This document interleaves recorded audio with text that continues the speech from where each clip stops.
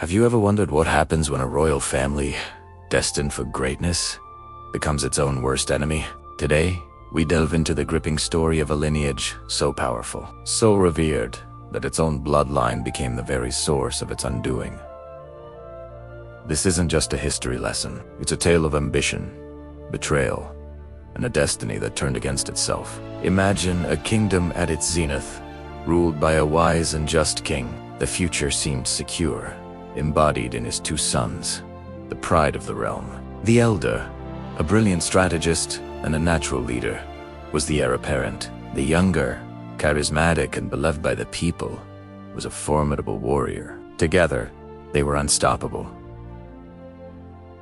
The twin pillars of a golden age. Their bond was legendary, forged in the practice yards and council chambers. The kingdom celebrated them, seeing in them a promise of continued prosperity and strength. But power is a subtle poison. As the king aged, whispers began to snake through the palace corridors. Courtiers, ever eager to secure their own positions, started to sow seeds of doubt. They would praise one prince's military victory, while subtly questioning the other's political judgment. They would highlight the younger's popularity with the common folk, framing it as a potential threat to the elder's rightful claim. What started as whispers soon grew into murmurs of dissent. The elder prince, burdened by the weight of the crown he was to inherit, grew wary. He saw the adoration his brother received, not as a shared strength for the kingdom, but as a challenge to his own authority.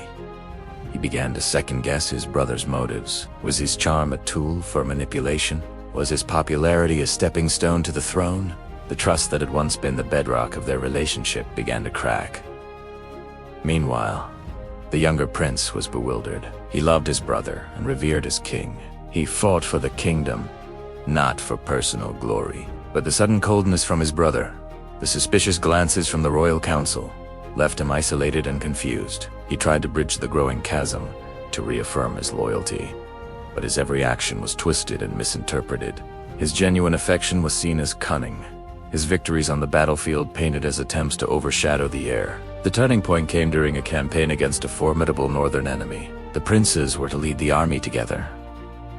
A display of unity meant to quell the rumors. But on the eve of a decisive battle, the elder prince, fueled by paranoia and the venomous advice of his inner circle, made a fateful decision. He altered the battle plans, redirecting a crucial contingent of troops under his brother's command to a strategically insignificant and dangerously exposed position. The younger prince, a loyal soldier to the end, obeyed without question, despite his military instincts screaming that something was wrong. His forces were ambushed, caught in a pincer movement they never saw coming. The battle was a massacre, while the main army, under the elder prince, secured a hollow victory. The kingdom lost a third of its finest warriors, including the younger prince, who fell fighting to the very last. News of the tragedy shattered the kingdom. The official story was that the younger prince had acted recklessly, a hero who died due to his own but the soldiers who survived knew the truth. They had seen the altered orders. They had witnessed the betrayal. The story spread like wildfire among the army, and from there, to the common people who had adored their fallen hero. The king, already frail, was devastated by the loss of his son and the dark rumors that followed. His health declined rapidly, and he passed away within months, his heart broken by the schism that had torn his family apart. The elder prince ascended the throne, but his crown felt heavy, not wheat gold but with guilt and fear. He was king, but he had lost the respect of his army and the love of his people. The kingdom, once a beacon of strength, was now a house divided. The new king ruled with an iron fist, his paranoia growing with each passing day. He saw assassins in every shadow, traitors in every council meeting. He purged the court of anyone suspected of sympathizing with his late brother, replacing seasoned advisors with sycophants who only told him what he wanted to hear. This reign of fear created a power vacuum. Neighboring kingdoms, who had once trembled before the unified might of the two princes, now saw an opportunity. They began to test the borders, launching raids and minor incursions. The king's response was often erratic and the army, demoralized and led by inexperienced commanders loyal only to the new king, suffered a series of humiliating defeats. The people began to starve.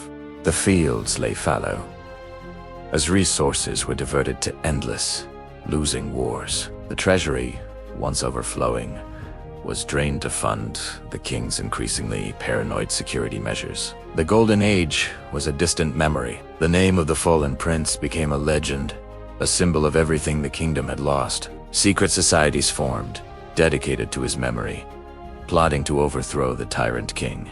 The final act of this tragedy was not a grand battle, but a quiet, internal collapse. A rebellion, led by one of the old king's most trusted generals who had witnessed the betrayal firsthand, marched on the capital. They faced little resistance. The city gates were thrown open from the inside by citizens desperate for an end to the suffering. The royal guards, tired of serving a tyrant, laid down their arms. The king was found not in the throne room, but in his private chambers, staring at a portrait of his younger brother. When the rebels entered, he offered no resistance. His ambition had brought him the crown, but it had cost him everything else. His family, his kingdom, and his soul. He had won the throne, only to preside over its complete and utter ruin. The dynasty, the great blood of kings, ended there. Not with a bang, but with the whimpering downfall of a man consumed by his own demons. The kingdom fractured, breaking into smaller, warring states. The legacy of greatness was washed away by a river of blood and tears. A cautionary tale whispered for generations. It shows us that the greatest threats often come not from outside enemies, but from the darkness that can grow within our own hearts. Ambition, jealousy, and mistrust can topple even the mightiest of empires from the inside out. The story of the Blood of Kings is a powerful reminder that true strength lies in unity, trust, and love.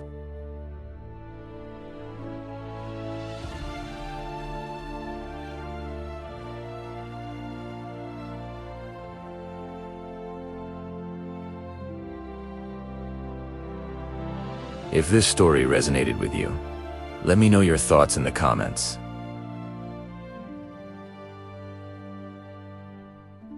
And hit the notification bell so you don't miss our next dive into the dramatic pages of history. Thanks for watching.